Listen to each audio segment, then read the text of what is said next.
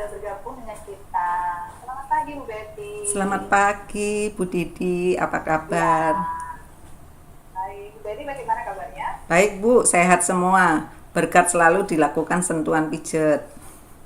Baik orang Wow, tua luar maupun biasa. anak-anak juga harus sering dilakukan sentuhan pijat ya Bu. Oh gitu ya Bu ya. Iya, biar selalu Ibu sehat. kita memperkenalkan diri lebih dulu.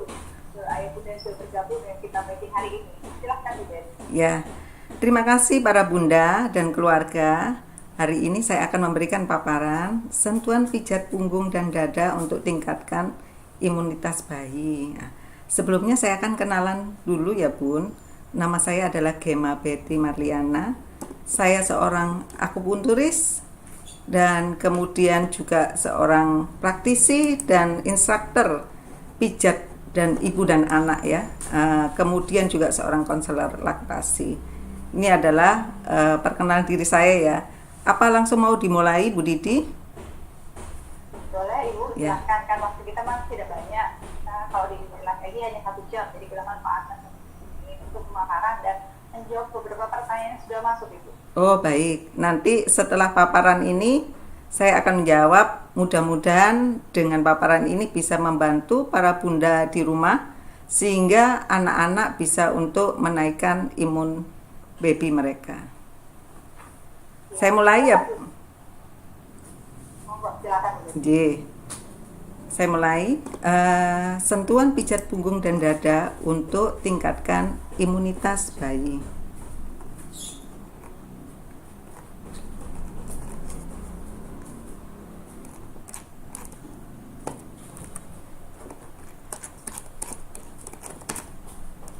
Pada saat ini seluruh dunia ini mengalami pandemi COVID-19 ya. Kita tidak tahu pandemi ini awalnya dari mana, atau dari Wuhan atau dari mana, masih penyebabnya masih belum diketemukan.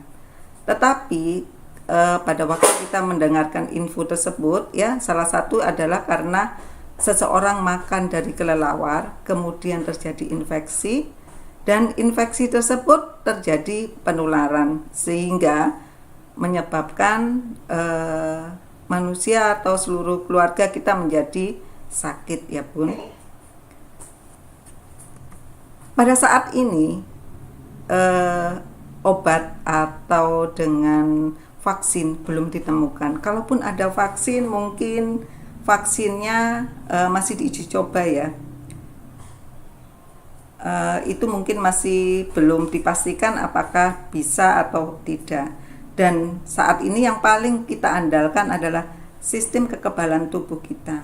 Nah, sebelum kita memberikan apa sih sistem kekebalan tubuh kita, mari kita lihat apa itu sistem kekebalan tubuh, yaitu sel-sel yang bertanggung jawab untuk melindungi tubuh kita dari antigen asing ya.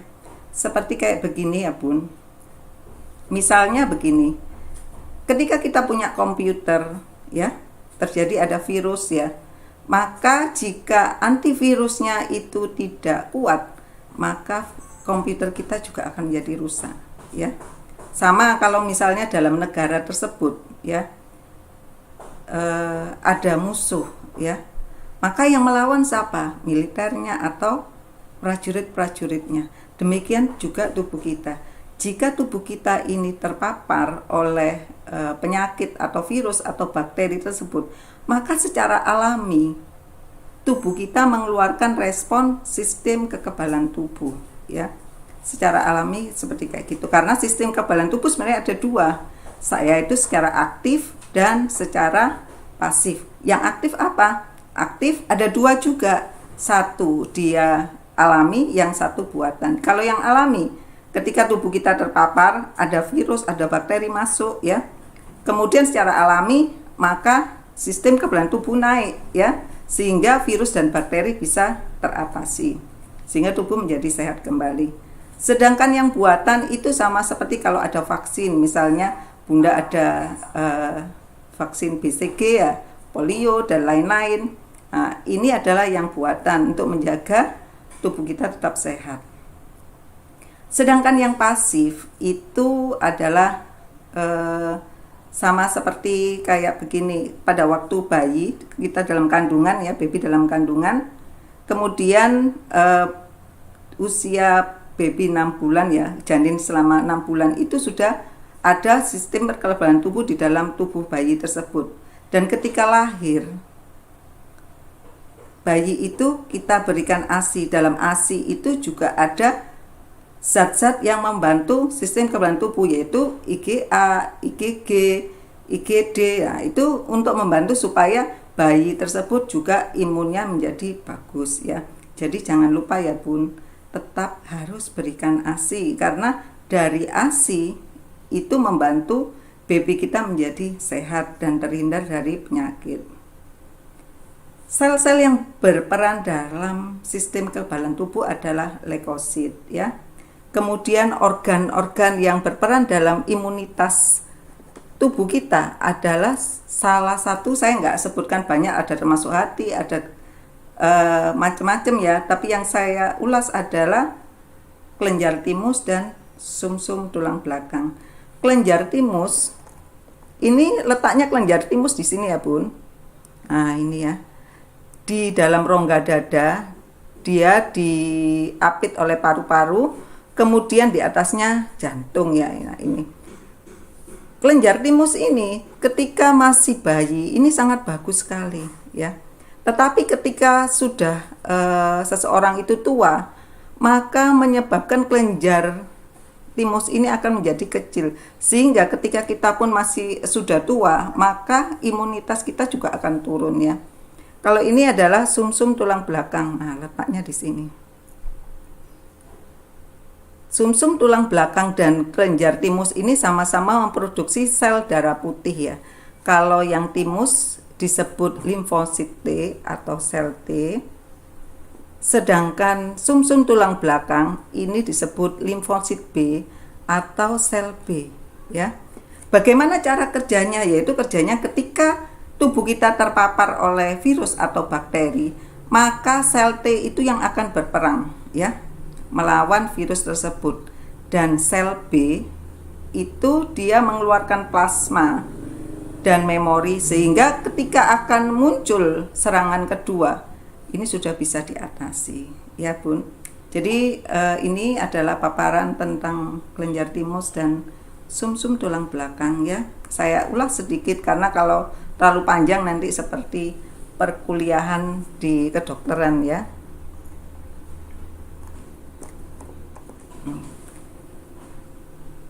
Bagaimana prosesnya pijat bisa menaikkan imunitas bayi ya?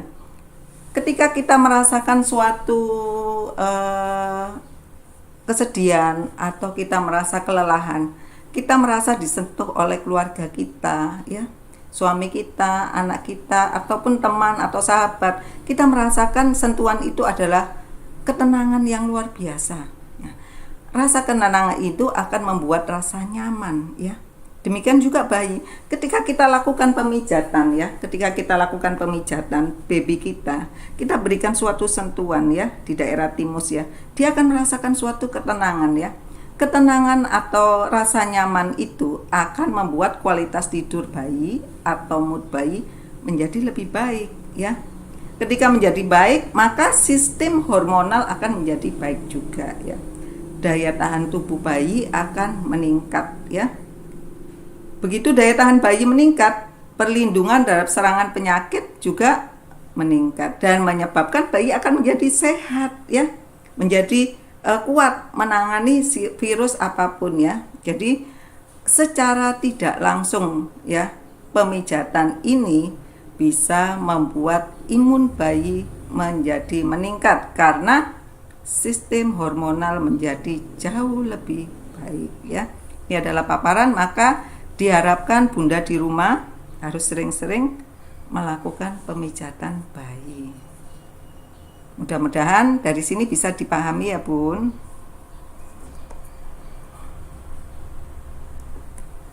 Saya akan jelaskan secara singkat tentang pemijatan bayi ya. Dari sejarah IAIM yang singkatan dari International Association Infant Massage ya. Itu didirikan oleh Vimala Mercure ya. pada tahun 1986. Pada waktu itu Vimala itu bekerja di panti asuhan di India. Di India kita tahu bahwa gizi daerah sana mungkin sedikit kurang bagus ya. Tapi daya tahan tubuh orang-orang di sana sangat bagus. Sehingga ketika dia lihat setiap di jalan atau di rumah itu selalu dia lakukan pemijatan bayi-bayi mereka, ya. Suatu hari Vimala itu terserang penyakit malaria, kemudian dia demam tinggi, dan dari situ mungkin warga-warga sana respon dan dia diberikan pijat, dan sudah dilakukan pijat itu dia merasa kok jadi enak ya, lebih segar. Nah, ketika dia pulang ya, Vimala kemudian memberikan menciptakan gerakan pijat bayi, yaitu terdiri dari Swedia, kemudian India, yoga, dan refleksi. Dari 4 gerakan itu kemudian dicobakan kepada anaknya dan kemudian dilakukan penelitian, dan ternyata luar biasa ya. Dari penelitian itu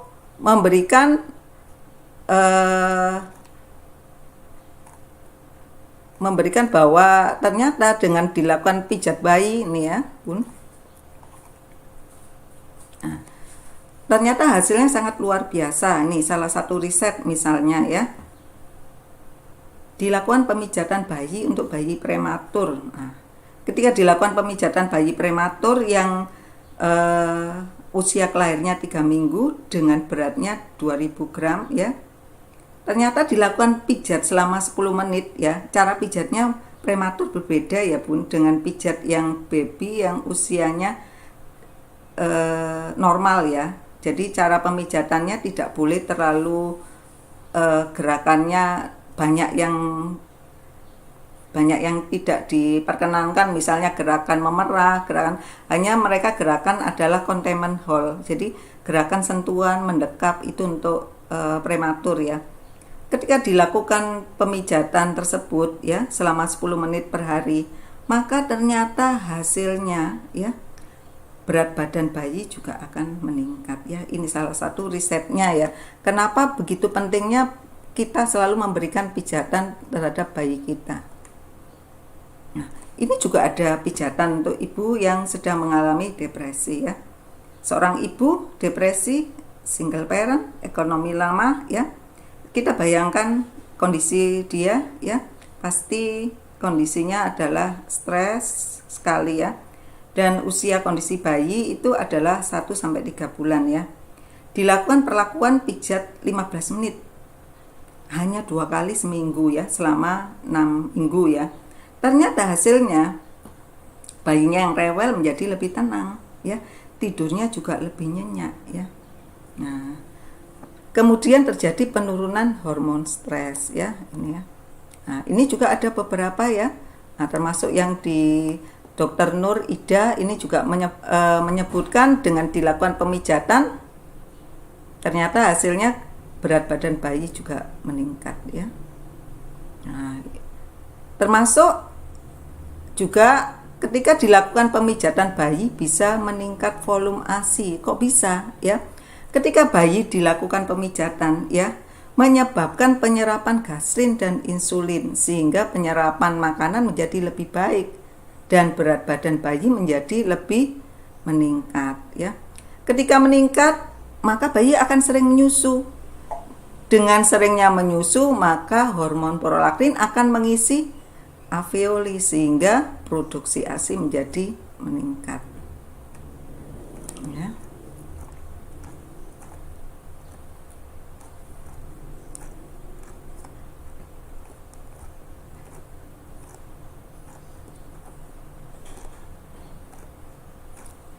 Itu adalah manfaat dari sentuhan pijat ya, termasuk untuk penyakit yang kronis jika dilakukan 15-20 menit, termasuk ada beberapa penyakit diabetes ya, alergi. Biasanya kalau baby atau anak-anak kan penyakitnya adalah alergi ya, asma. Nah, ini bisa dilakukan ketika dilakukan 15-20 menit maka menyebabkan daya tahan tubuh kita juga akan naik ya.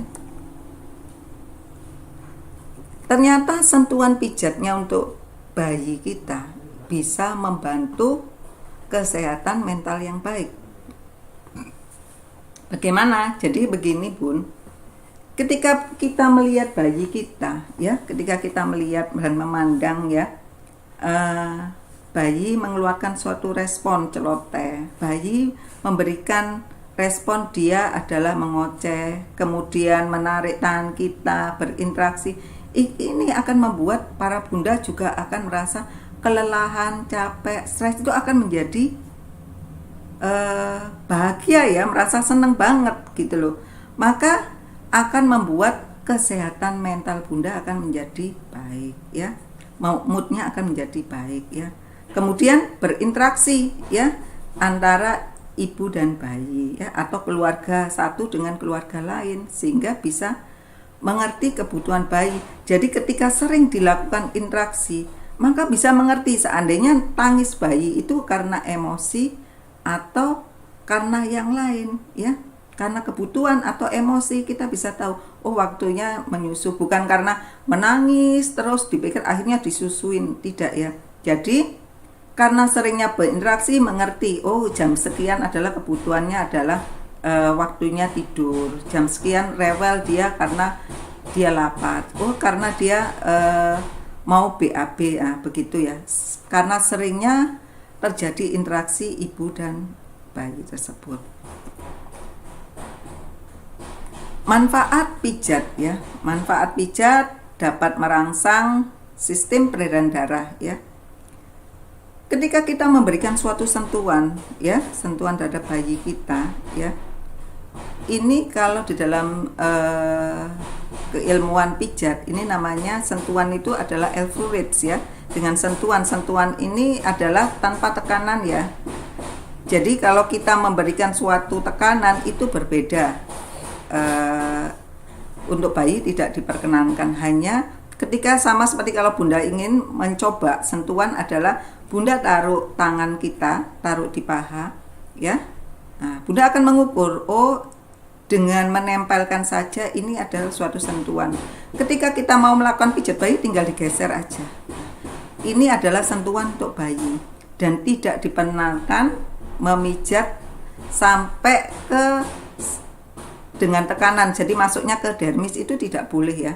Hanya sentuhan saja ya, lapisan di kulit saja. Karena itu saja kalau untuk bayi sudah merangsang peredaran darah. Demikian juga pencernaan ya. Pencernaan misalnya untuk memudah gas di dalam perut ya. Kemudian otomatis ketika terjadi pemijatan, maka kita tadi sudah jelaskan sistem hormonal bayi ya akan juga meningkat ya, jadi bagus. Sistem kekebalan tubuh juga meningkat ya. Kemudian pengembangan otot ya. Nah, salah satu gerakan memerah dan memeras ya. Memerah dan memeras itu adalah untuk mengembangkan otot bayi dan pertumbuhan ya. Otomatis dengan begini motorik halus dan kasar juga terbantu ya. Nah, ini adalah kolik ya. Menjadi problem dunia adalah 3-40% ya. Ini menyebabkan para orang tua juga stres. Karena apa? Bayinya nangis terus ya, nggak tahu penyebabnya apa. Nah, terapinya ada bermacam-macam, ada yang obat atau nutrisi.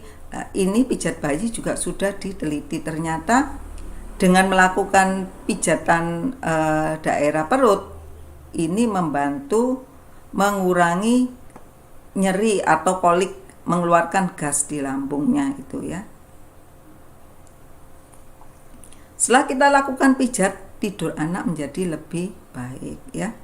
Mengurangi kerewelan anak, mengurangi rasa kembung ya, meningkatkan sistem imun, menaikkan berat badan ya. Kita tadi sudah ulas ya di dalam penelitian. Maka dengan dilakukan sering melakukan pijat bayi ya, rutin, bunda bisa lakukan misalnya sebelum mandi ya, bisa dilakukan dengan melakukan pijatan. Ini membantu menaikkan berat badan dan mengurangi stres ya. Tidurnya akan lebih nyenyak ya.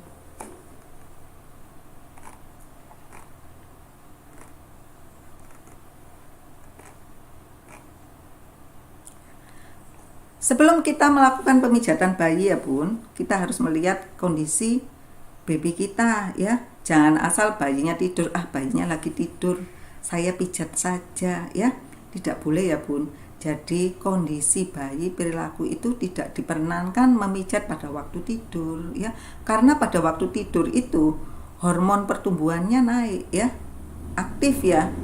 Ketika kita mengganggu dia tidur, maka dia tidak bisa mengaktifkan hormon pertumbuhan. Jadi kondisi ekspresinya adalah menerima. Bagaimana cara menerima? Ada terjadi kontak mata ya, terjadi kontak mata ya. Bagaimana lihat kontak mata? Nah, kita bisa memandang antara ibu dengan bayinya ya. Kita pandang ya, dia tersenyum, nah, kita bisa melihat dari suaranya. Kita lihat, dia mengoceh, tertawa, mengisap jempol ya. Kemudian dari gerak tubuhnya, maka dia merasa lebih nyaman ya. Kemudian ketika kita memberikan tangan kita, dia akan meraih tangan kita. Ini berarti posisi kondisi bayi yang siap dipijat ya. Jadi tidak diperkenankan memijat kondisi bayi ketika menolak ya. Ini akan menyebabkan suatu trauma. Bagaimana ekspresinya ya? Ketika kita mau memijat dengan ekspresi bayi ya, dia sudah ngantuk ya, menguap ya, memejamkan mata ya, membuang muka. Nah, ini tanda-tanda dia mungkin ingin tidur ya. Kemudian apa? Suaranya nangis ya. Dan pergerakan badan. Nah, ketika kita memberikan suatu rangsangan untuk pegangan, dia adalah menolak ya.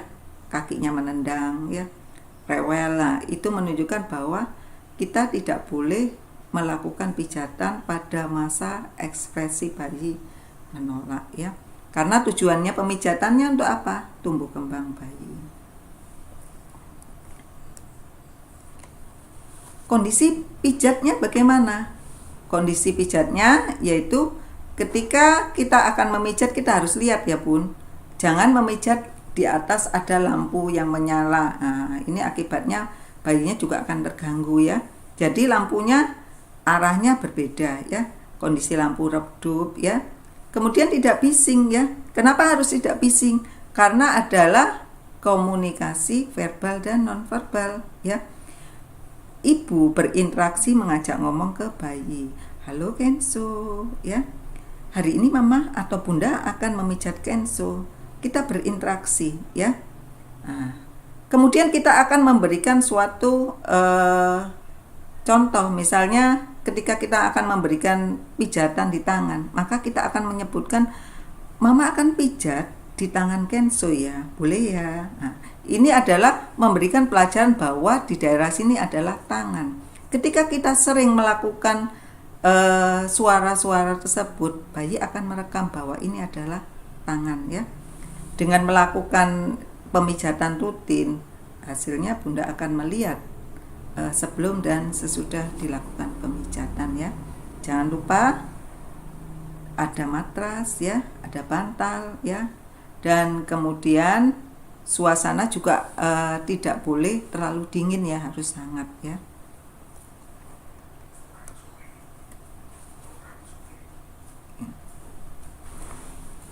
Untuk minyak pijatannya bagaimana ya? Untuk minyak pijatannya adalah direkomendasikan adalah yang minyak sayur ya Bun. Jadi yang nggak ada bahan kimianya ya, dan tidak ada wangi ya. Kenapa? Karena ketika kita memberikan minyak yang berbahan kimia, ini menyebabkan bayi bisa alergi ya. Karena pemijatan itu adalah dilakukan sentuhan berulang-ulang ya. Misalnya kita lakukan pemijatan di dada ini ya, maka dilakukan berulang-ulang. Sehingga ketika ada bahan kimia, ini menyebabkan di daerah tersebut yang kita pijat bisa terjadi iritasi ya. Contohnya misalnya kalau bunda di rumah ada minyak yang ada bahan kimianya, setahun 2 tahun dia tidak ada berubah ya. Ini membuat minyak tersebut pasti ada bahan kimia, karena kalau dia dari minyak sayur dibuka dalam 1-2 bulan dia sudah berbau ya. Ini yang benar-benar aman. Apa saja minyak sayur terserah, mau biji matahari, biji anggur, zaitun, apa saja. Yang penting dia tidak ada bau dan dia cold press ya.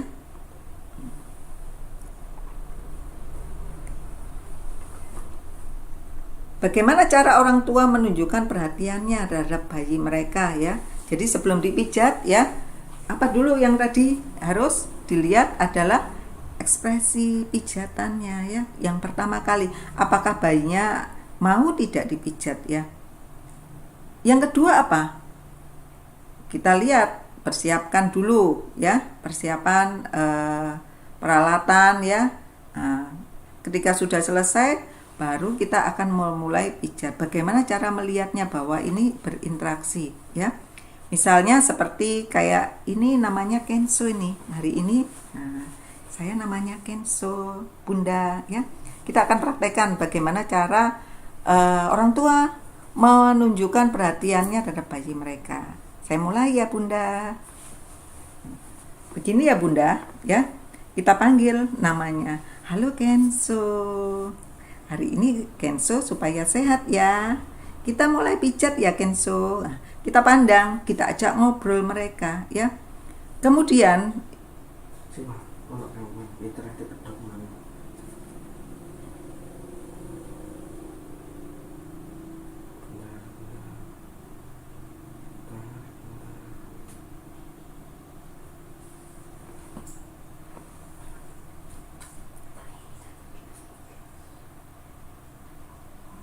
pakai data ya.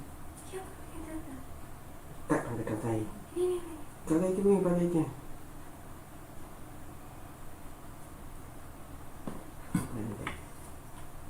Wifi lagi. Pakai wifi itu.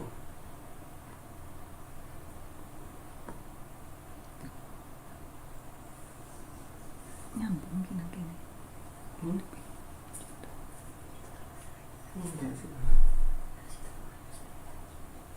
Bertanya, silakan tulis di kolom Ya apa jangan ini? nanti kita akan bahas kembali. Bahas dulu. Oh itu mana? Itu yang minta ini. Minta ini.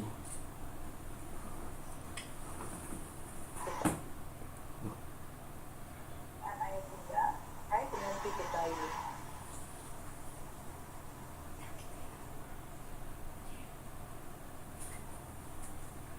Tak fotoin mana?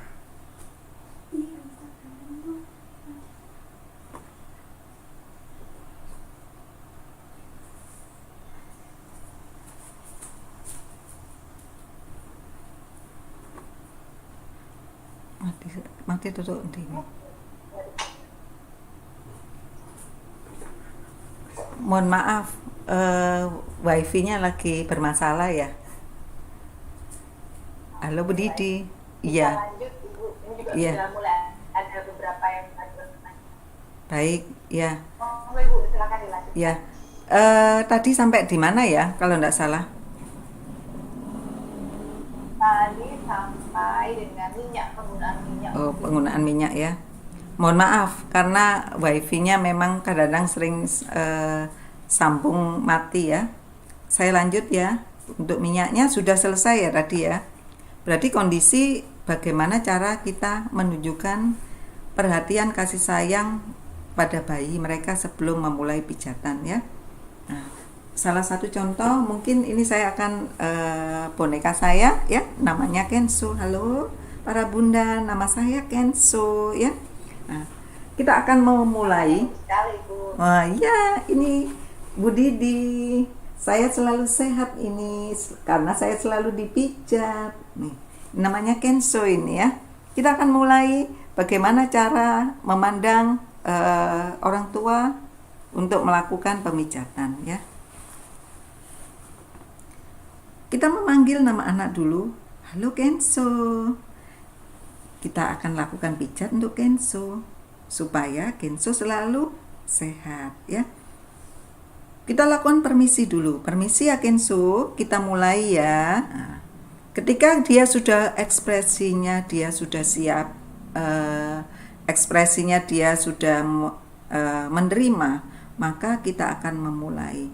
Jangan lupa sebelum kita mulai ya, kita ambil minyak ya, kita gosok ya, kita berikan respon ya, misalnya gosok di daerah dekat telinga ya.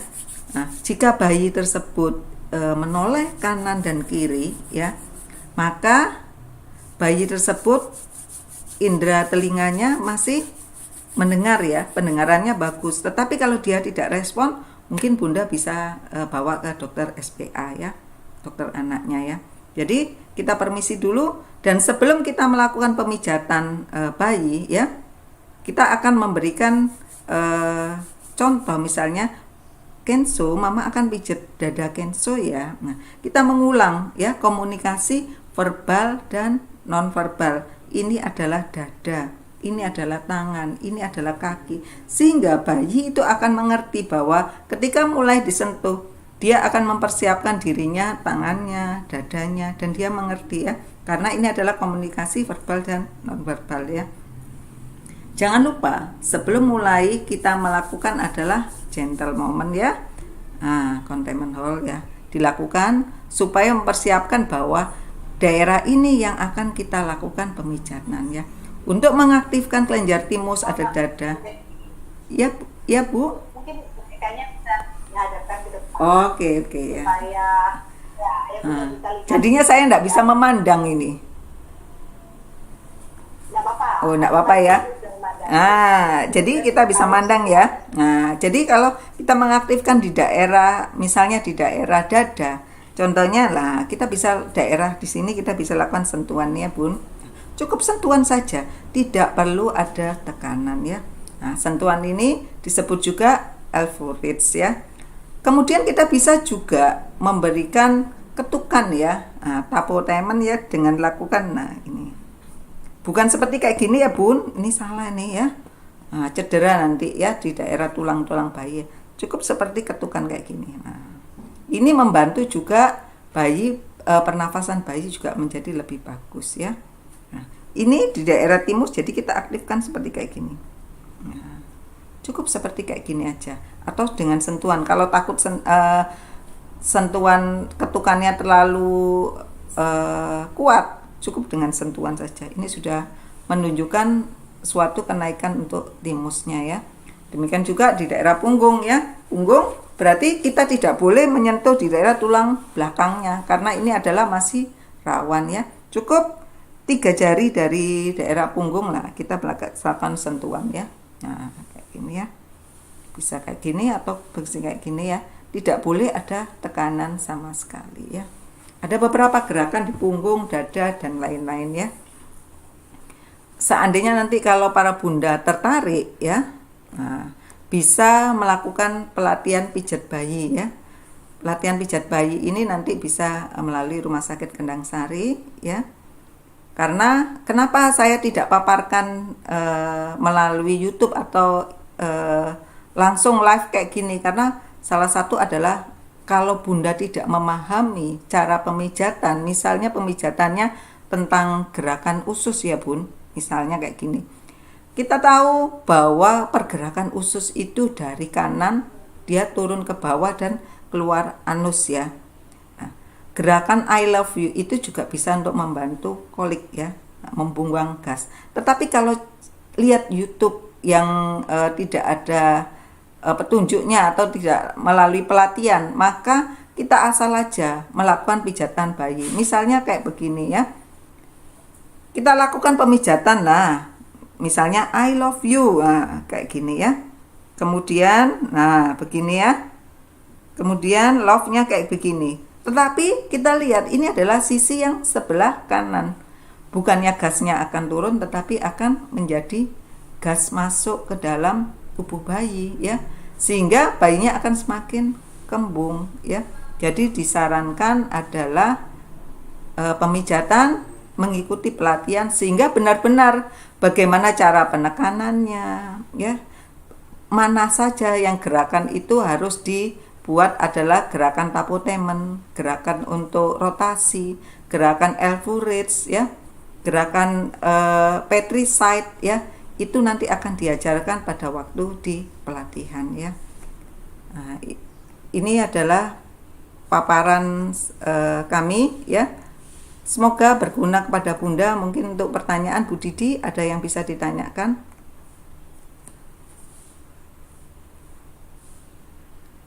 Ya, ini tadi pagi sudah ada yang masuk.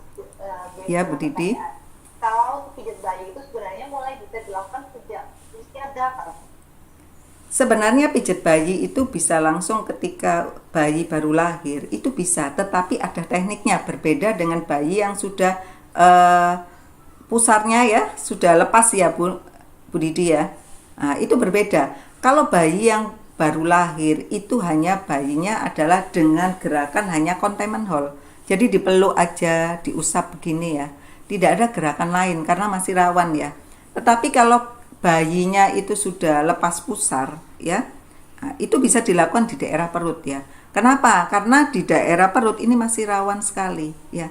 Jadi ketika memandikan cukup aja dengan sentuhan gini itu sudah termasuk stimulasi Bu Didi. Semoga bisa paham ya. Jadi bisa dilakukan pijat, tapi daerah perut yang dihindari, dan gerakan pijat itu juga ada keterbatasan. Halo Bu Didi. Baik, jadi Ya. sebenarnya mulai bisa dilakukan sejak bayi baru lahir. Betul. Betul. Nah, kalau ibu, saya dulu, ya, jadi kan tadi kan Bu Betty juga menyebutkan bahwa kalau ada bayi itu pijatannya itu hanya berupa sentuhan, tidak sampai dengan penekanan yang menyentuh pijat nih ya. Dermisnya ya. Kalau seperti pijat orang dewasa, jadi maksudnya sentuhan. Karena kalau bayi itu kita berikan suatu tekanan, nah, Oke, baik. kan berbeda. Ya Bu Didi, Ya, Ibu. frekuensi pijat bayi sesering bayi mau ya. Jika bayinya suka dipijat mau sehari 2 kali enggak apa-apa. Baik, untuk iya, Dok. Ya Bu Didi. Ya. Halo. Agak putus-putus ya, Bu ya. Iya benar. Sinyalnya ya, Ibu. Di Agak putus. iya, mungkin melalui chat aja mungkin ya. Oh iya. Mungkin ada yang lain, Bu? Ya. Ada, Bu, sebentar. Oh, baik. Ada yang Bu pijat untuk merakit kata ulang. Ada itu tidak butuh kata kurap di angka.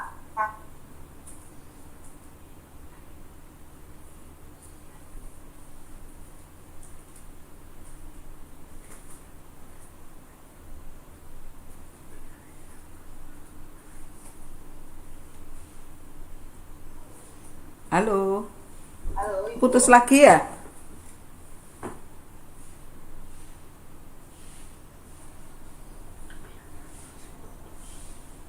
Putus ya?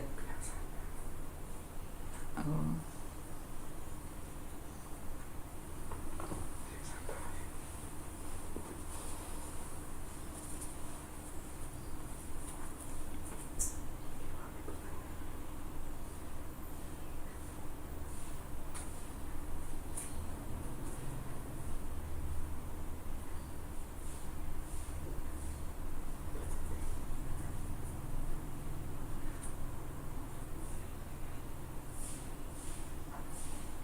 Ya, Bu Betty, Ya. sudah dengar suara saya? Diulangi lagi, putus tadi. Nah, ini ya, pertanyaannya, apakah ada pijatan khusus Ibu yang bisa untuk mengeraskan atau stimulasi agar bayinya cepat terkurap atau merangkak? Oh. Kalau cepat tengkurap atau merangkak itu otomatis di dalam dilakukan stimulasi itu akan menyebabkan tumbuh kembang bayi ya Bu ya, dengan beberapa gerakan termasuk gerakan yang memerah ya, itu kan untuk motorik ya, sehingga dia akan menjadi cepat tengkurap ya. Jadi ketika kita melakukan gerakan yang untuk memeras ya, itu untuk membantu otot, perkembangan otot. Nah, pijat bayi itu ketika dilakukan, sering melakukan pemijatan daerah tangan, daerah kaki, daerah punggung ya, ini bisa membantu bayi lebih cepat tengkurap ya. Jadi seperti kayak gitu ya Bu Didi ya. Karena sekali lagi pijat tadi saya jelaskan bahwa bisa membantu dari ini Bu, pergerakan ototnya ini yang bisa membantu. Nah, seperti kayak gitu ya Bu Didi ya. Kemudian, lalu Ibu, kalau untuk pijat bayi sendiri, apa ada perbedaan gerakan untuk anak yang masih di bawah 6 bulan dan anak yang di atas 1 tahun ini? Kalau itu termasuk pemijatan tumbuh kembang Ibu. Jadi seperti kayak gini. Kadang-kadang ketika bayi sudah mulai merangkak pun cara pemijatannya kalau untuk orang tua sudah berbeda ya. Jadi kalau mungkin bayi dia bisa tidur lentang, tidak bergerak. Tapi kalau sudah mobile, kita akan meraih pijatan di mana anak-anak yang bisa kita raih. Misalnya anaknya tidak mau nih dipijat di tangan, dia terganggu.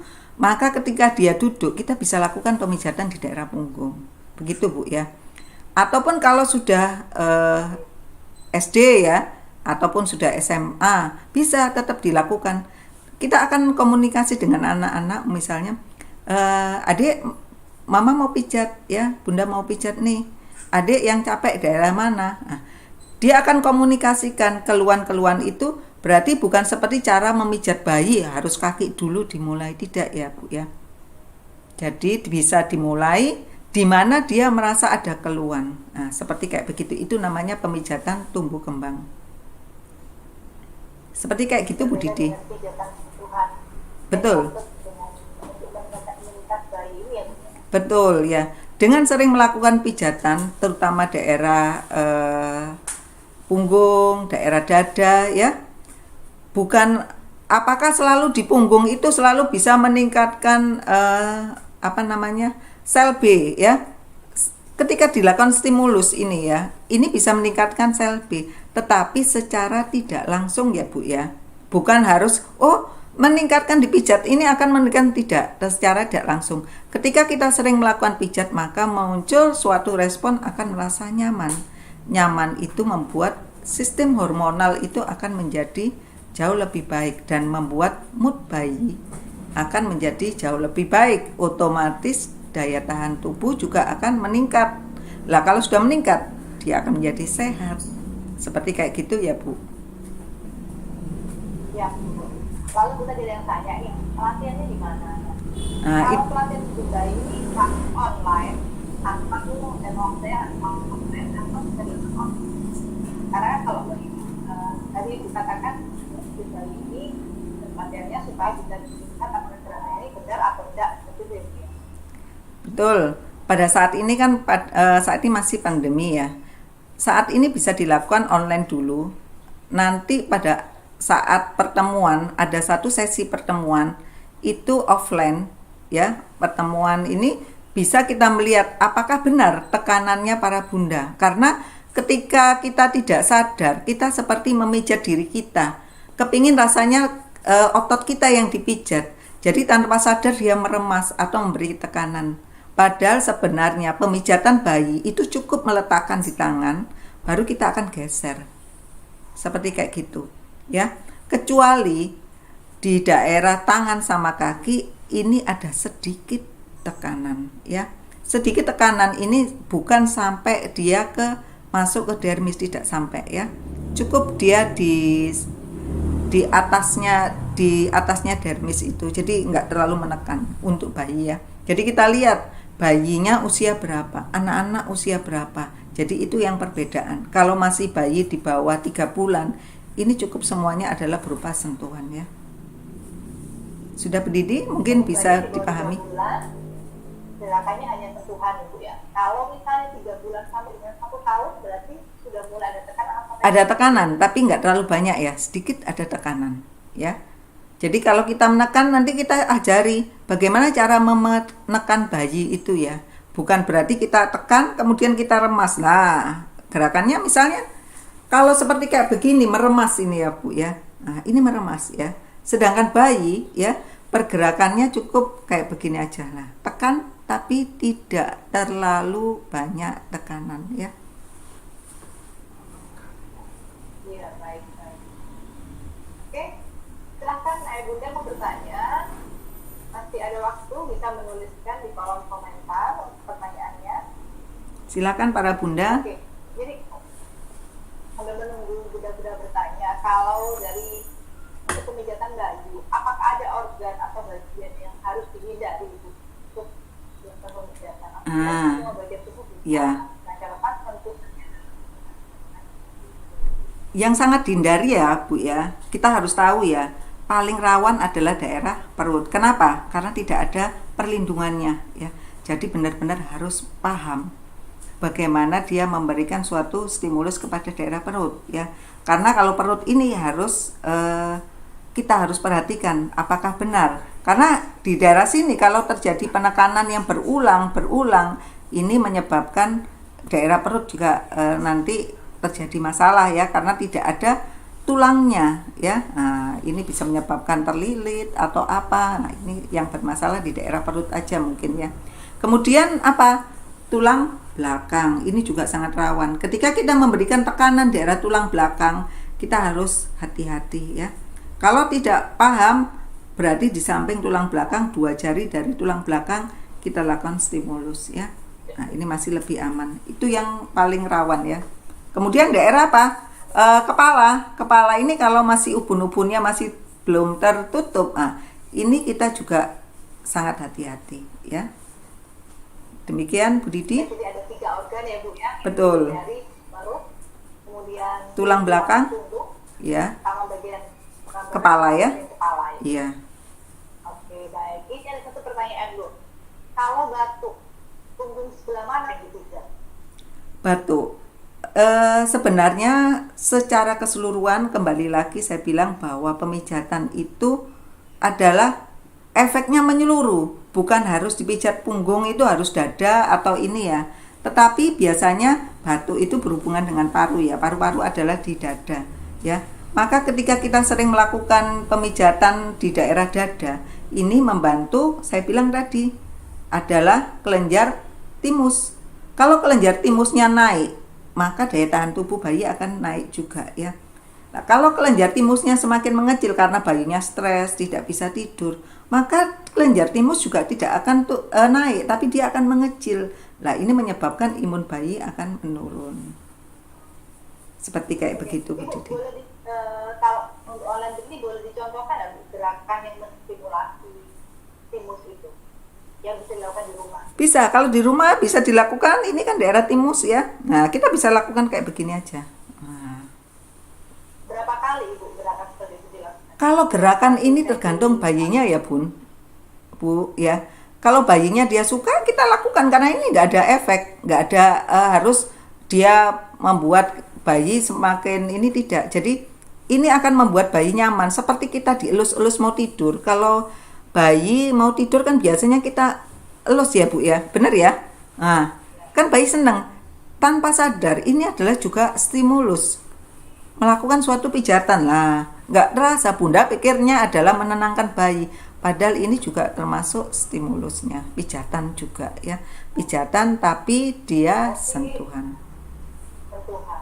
Ya, Nah, betul. itu sampai usia berapa Ibu yang untuk pijatan stimulus itu?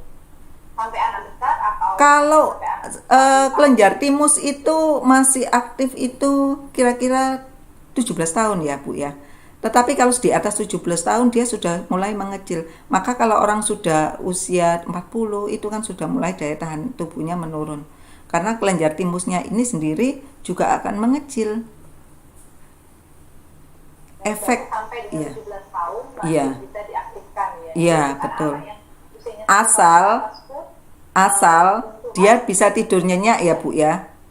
Nutrisinya bagus. Jadi bukan melulu pijatan saja. Tetapi kalau pijatan tapi dia tidak bisa tidur, ini juga membuat kenaikan timus juga tidak baik ya. Atau nutrisinya tidak bagus ya, tidak diberikan ASI ya. Nah, ini juga menyebabkan adalah kenaikan timus juga tidak efektif ya. Jadi harus seimbang ya, baik itu dari gizi, baik itu dari pijatan, baik itu dari sentuhan ataupun lain-lain ya.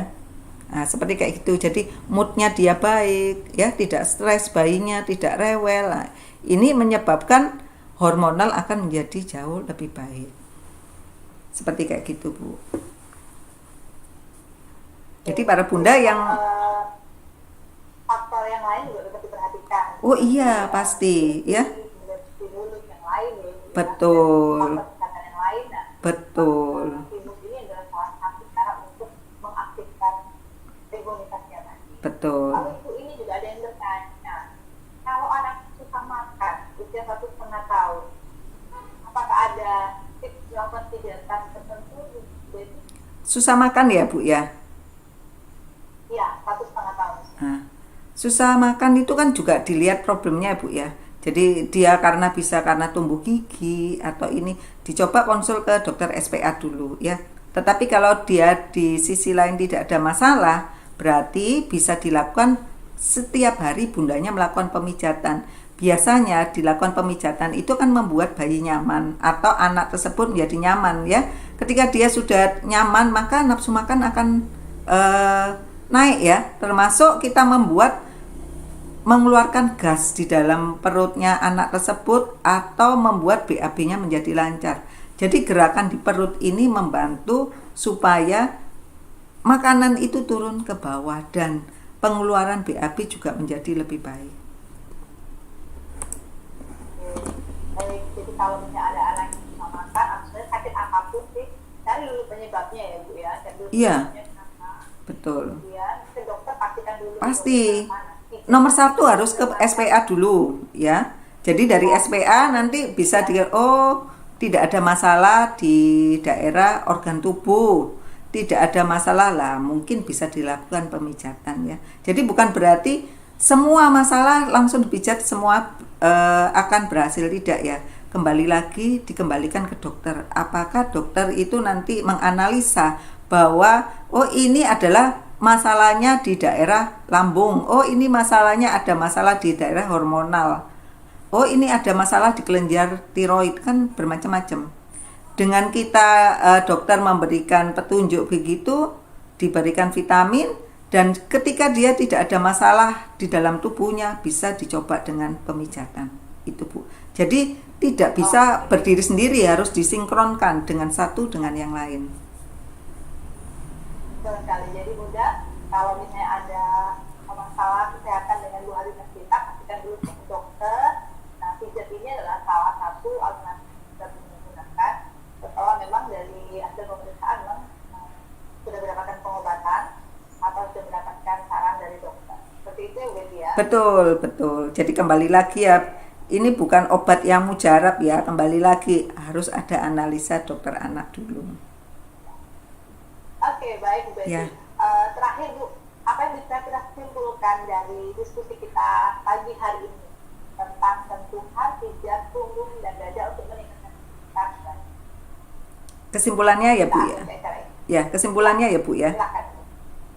Jadi kesimpulannya adalah ya, kesimpulannya ya Bu ya. Halo Bu Didi. Iya Ibu. Ya. Kesimpulannya. Ya, jadi kesimpulannya ketika Bunda melakukan secara rutin pijatan bayi Bunda ya, ini akan mengaktifkan kelenjar timus dan sumsum tulang belakang secara umum, bukan efeknya langsung, tetapi dengan memberikan pijatan itu akan membuat bayi nyaman dan sistem hormonal akan menjadi jauh lebih baik, sehingga daya tahan tubuh akan menjadi meningkat ya. Dan harus diingat ketika melakukan pemijatan, Bunda harus melihat adalah respon bayi ya. Karena ketika bayinya tidak ada respon, menolak atau pas tidur, kita lakukan pemijatan, ini mengganggu pertumbuhan. Jadi tunggu jam berapa yang efek untuk pemijatan bayi, hanya Bunda yang tahu ya. Hanya Bunda yang tahu, oh ini jamnya jam 9. Bayi lain belum tentu jam 9. Bisa terjadi adalah jam 10 atau jam 12. Nah, dengan adanya Bunda mengerti jamnya itu, maka Bunda mulai lakukan interaksi tersebut. Dan Bunda akan lihat, tunggu selama berapa kali pijat, bisa lihat perubahan setelah dilakukan pemijatan hasilnya akan jauh lebih baik ya, dari tumbuh kembang, motorik ya, dari berat badan, dari respon jauh lebih baik ya. Jadi seringlah melakukan interaksi bayi sehingga membuat baik dari sisi orang tua ataupun dari sisi bayi akan menghasilkan tumbuh kembang putra putri akan menjadi jauh lebih baik. Begitu Bu Didi kesimpulannya. Baik, terima kasih Bu Betty. Ya, sama-sama. Menarik sekali diskusi kita pagi hari ini. Dan kebetulan kan Hari Anak Ibu. Jadi Oh, sekali iya. lagi saya mengucapkan selamat Hari Anak untuk seluruh anak-anak di Indonesia. Semoga selalu sehat, selalu gembira, dan tetap bersemangat di masa-masa pandemi. Betul. Terima kasih ayah bunda Iya. yang sudah mengikuti. Terima sesi kasih. live Instagram kita pagi hari ini. Nanti kita ketemu lagi dalam program-program